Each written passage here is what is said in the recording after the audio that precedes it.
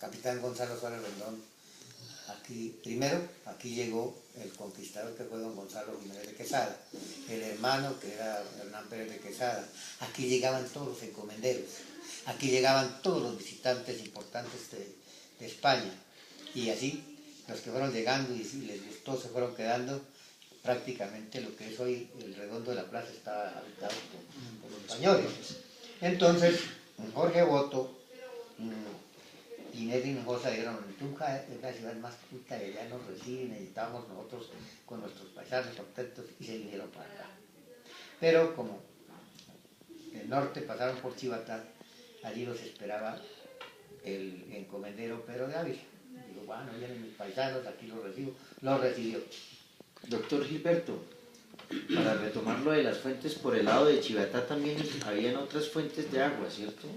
Claro, ahorita le digo porque vamos en esto, es para rematar esto rápido, para contarle lo de la fuente de Aguay.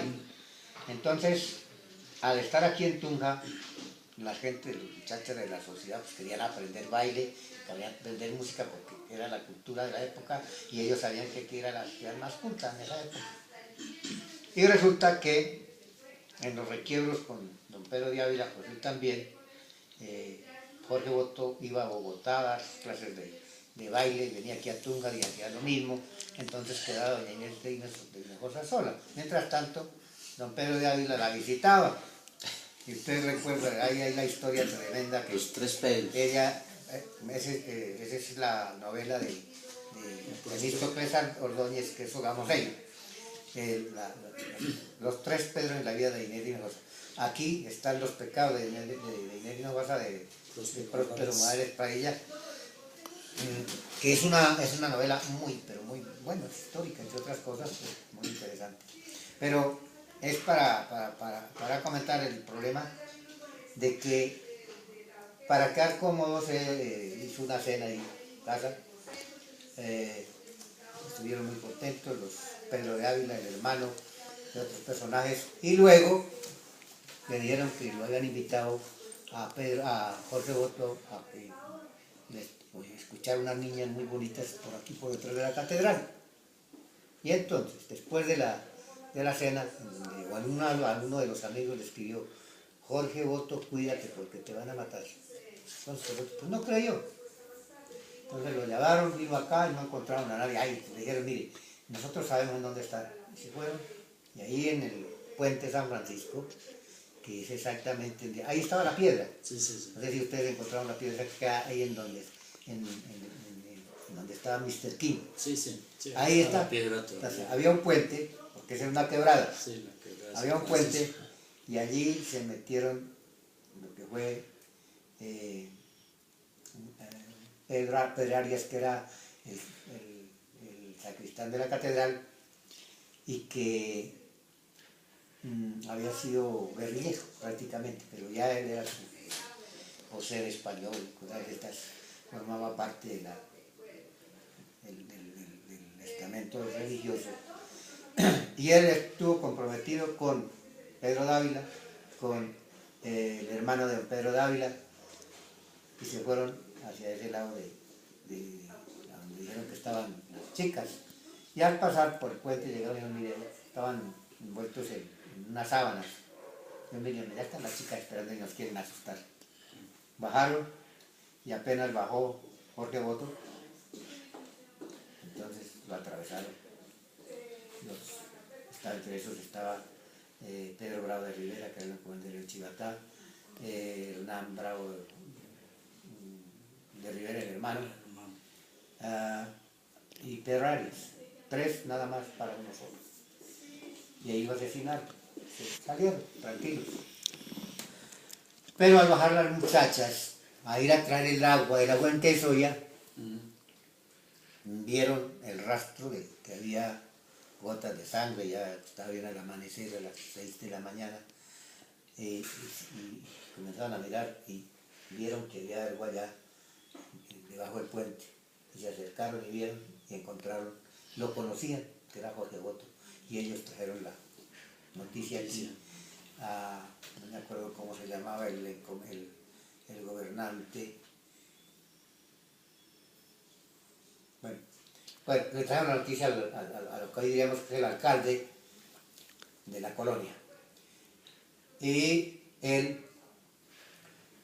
tocó a campanas, produjo un bando, hizo que todo el mundo llegara a la Plaza de Bolívar, y cuando estuvieron todos en la Plaza de Bolívar, hizo cerrar completo, porque había que investigar el crimen de doña Ñeñosa. Bueno, lo cierto es que no quedó impune ni el crimen de Jorge Boto, ni el crimen de don Pedro de Ávila. Todos convirgieron en la responsabilidad de doña Inés Hinojosa, que la colgaron en el árbol que había de su casa y la ahorcaron. Todos murieron precisamente, menos Pedro de Ávila, que se voló, Arias, que se voló, que dicen por allá por el lado del Tolima, y que el caballo que llevó, dicen que todavía hay por allá raza de ese animal. Bueno, entonces, para eso, todo eso para contarle que esa era la fuente de Soria, allá iban a traer el agua. La fuente que queda en los cuarteles, ahí en los cuarteles, se llamaba la fuente, perdón, me estoy equivocando.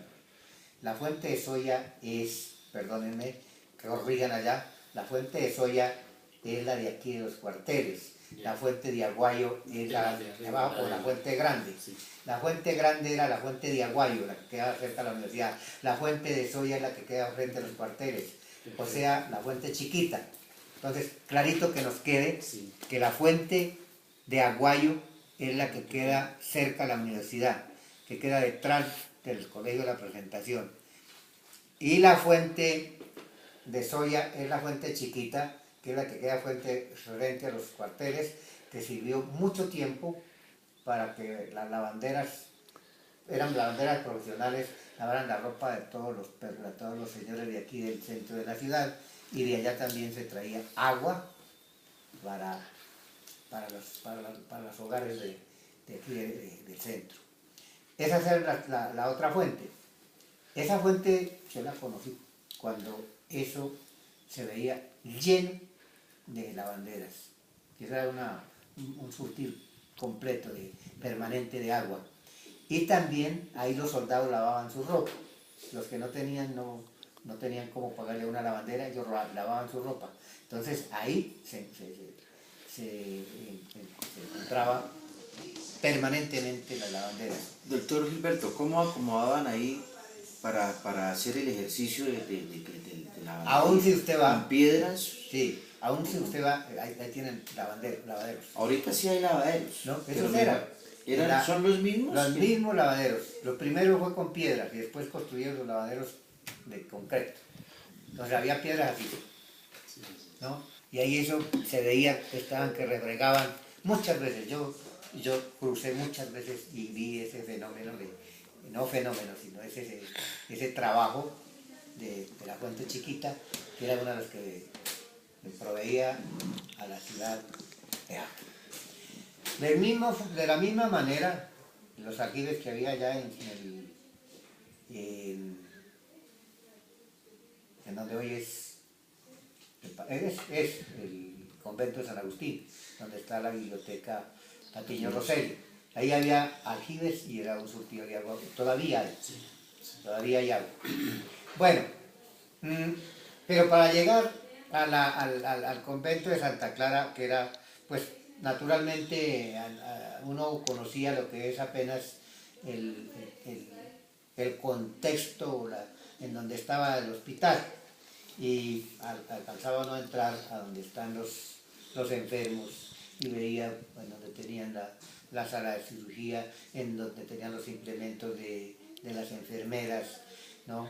La hermana era sumamente diligente y allí yo creo que hubo mucho enfermo tunjano que se curó. Y se curó por la amabilidad de la hermana, que era un encanto.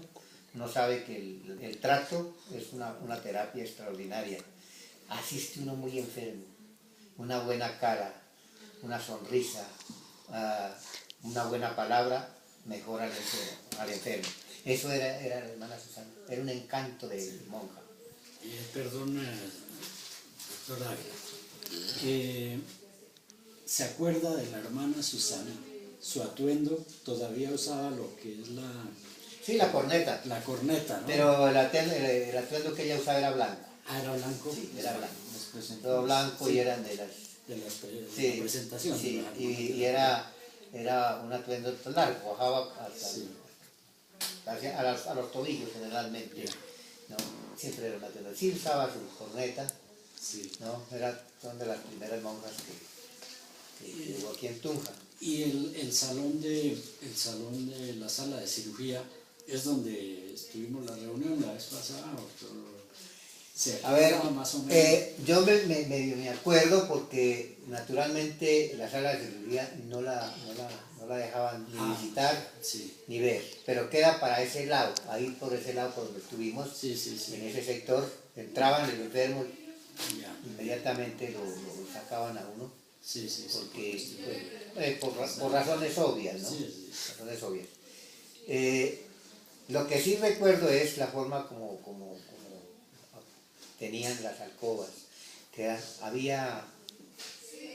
todavía no había las camas de hierro, sino había camas de madera, ¿no?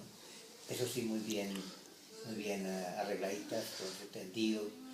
No habían los pullman, todavía eran los colchones, que eran generalmente de algodón, Sí. de algodón.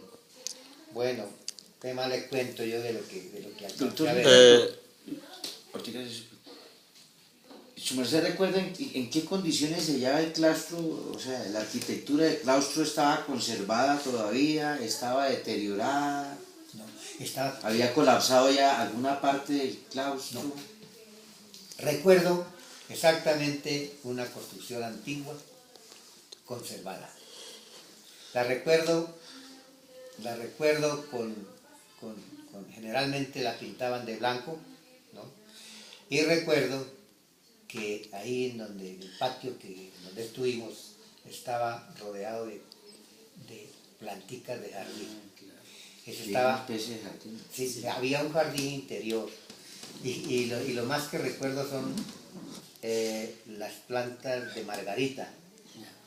Plantas de margarita. La planta de jardín llamada margarita, que es de una flor blanca, Sí, sí, sí. y que posteriormente le pusieron el nombre de tumba, porque las llevaban en materas y las colocaban al lado y lado de los cadáveres en donde se realizaban Funerales. los velorios, o también ya en la hora de las misas, de los sepelios. También recuerdo que siendo estudiante fuimos a conocer la celda de la Madre del Castillo. Y fíjese usted que quizá en mi recuerdo, cuando entramos por el lado de la iglesia, subíamos una escalerita y nos abrían la puerta. Y recuerdo cuando había las paredes salpicadas de sangre. Entonces nos comentaban que esa sangre era la que vertía la Madre Josefa del Castillo, porque ella se disciplinaba por las rebeldías del cuerpo, que tenía que apaciguarlo, y que era lo único que le apaciguaba, ¿no? Y ella pues permanecía mucho tiempo allí, meditando, y entre otras cosas. Pero ¿cómo era esa forma, o qué idea se ha formado de la idea de cómo se disciplinaba hasta llegar a sacarse sangre? Las famosas coscojas que llamaban. ¿Qué consistían? Era una especie de ramal hecho de pequeñas latas, ¿no? Que las colocaban alrededor de una pita, ¿no? Eso sonaba. Yo recuerdo a alguien que me mostró cómo eran las coscojas, y de repente se pegaban así, y al pegarse se reventaban las arterias y saltaban al muro. Todo eso en la época de estudiante.